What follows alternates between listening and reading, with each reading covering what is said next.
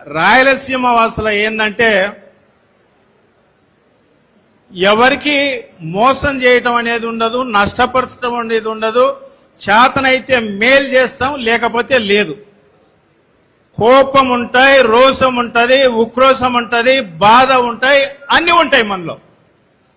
కానీ ఏమీ లేకుండా రాయలసీమలో చంద్రబాబు నాయుడు ఎట్ట పుట్టినాడబ్బా అన్నట్టుగా డౌట్ వస్తుంది. అసలు ఇవన్నీ ఏం లేనే లేవు. ప్రాంతీయాభిమానం లేదు, వ్యక్తుల మీద లేదు, ప్రాంతం మీద లేదు, ఏమీ లేకుండా. ఎందుకంటున్నామంటే ఎవరైనా కన్న తల్లిని జన్మభూమిని మర్చిపోరు, అట్లాగే పుట్టిన ప్రాంతాన్ని కూడా మర్చిపోరు. ఈయన మనకు మేలు చేయకపోను ముందు నుంచి కూడా ఒక కర్నూలు జిల్లాకే నష్టం చేస్తున్నాడేమో అనుకున్నాం.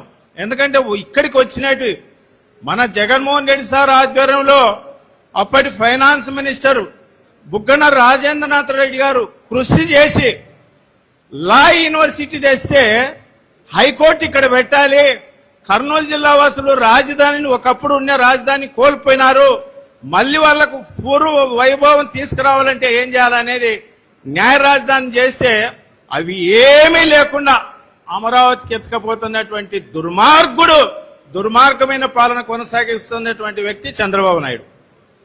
ఇవాళ ఇవే కాకుండా రాయలసీమ ఎత్తిపోతల పథకం ఏంటంటే రాజశేఖర రెడ్డి సారు 11,000 క్యూసెక్కుల నుంచి 44,000 క్యూసెక్కులకు పెంచితే ఇవాళ జగన్మోహన్ రెడ్డి గారు అది సరిపోదు, ఎందుకంటే విస్తీర్ణం పెరుగుతుంది, బీడు భూములని సాగులేకి తీసుకొస్తున్నారని 88,000 క్యూసెక్కులకు చేస్తే దాన్ని 900 కోట్ల రూపాయలు పైగా ఖర్చు పెట్టినటువంటి ప్రాజెక్టు. ఒక 10% అంటే 50 నుంచి 100 కోట్లు పెడితే అయిపోయేటువంటి ప్రాజెక్టు సస్యశ్యామలం 20 టీఎంసీల నీరు రాయలసీమ గ్రేటర్ రాయలసీమకు అందించాల్సినటువంటి పరిస్థితి. మీకు ఈ సందర్భంగా ఒక పాయింట్ చెప్తా. ఒక్క టీఎంసీ వాటర్ అంటే 10,000 నుంచి 15,000 ఎకరాలు సాగు చేసుకునేటువంటి అవకాశం ఉంటుంది. ఒక్క టీఎంసీ వాటర్ తో 10,000 నుంచి 15,000 ఎకరాలు సాగు చేసుకునేటువంటి అవకాశం ఉంటుంది. అట్లా 20 టీఎంసీ అంటే దరిదాపుగా 3 లక్షల ఎకరాలు సాగు చేసుకోవచ్చు మనం. 3 లక్షల ఎకరాలంటే కనీసం 1,00,000 మంది రైతులు ఆ 3 లక్షల ఎకరాల్లో బతికేటువంటి అవకాశం. అంటే ఇంత దుర్మార్గంగా ఆయన స్వార్థం కొరకు, స్వలాభం కొరకు దేనికి అమ్ముడుపోయినాడో తెలియదు కానీ ఆయన శిష్యుడైనటువంటి రేవంత్ రెడ్డికి గిఫ్ట్ గా ఇచ్చి పారేసినాడు. ఏమిది అంత ఇంత 6 జిల్లాలను కంబైన్ ఉన్నటువంటి 6 జిల్లాలను తాకట్టు పెట్టినావు కదా చంద్రబాబు నాయుడు గారు. ఈయన ముందు నుంచి కూడా ఆయన అనుభవం అంతా దేనికి ఉపయోగిస్తాడంటే అబద్ధాలు చెప్పడానికి, మోసం చేయటానికి. ఇప్పుడు కూడా ఖచ్చితంగా ఎప్పుడు ముఖ్యమంత్రి అయినా ఏదో ఒకటి అంటే 5 సంవత్సరాల్లో ఎట్లా జనాల నుంచి పీకి ఆదాయం సమకూర్చుకోవాలనేటువంటి ఆలోచన ధోరణి. 2014 నుంచి 19 వరకేమో అరకొరగా రాజధాని అని 5,000 కోట్లు ఖర్చు పెట్టి ఏమి లేకుండా చేశా. పోలవరాన్ని ఏటీఎం గా వాడుకునేటువంటి వ్యక్తి స్వయాన ఆనాటి ప్రధానమంత్రి, ఇప్పుడున్న ప్రధానమంత్రి కూడా చెప్పినటువంటి వ్యక్తి పోలవరం ప్రాజెక్టును ఏటీఎం లాగా వాడుకుంటున్నాడు చంద్రబాబు నాయుడు.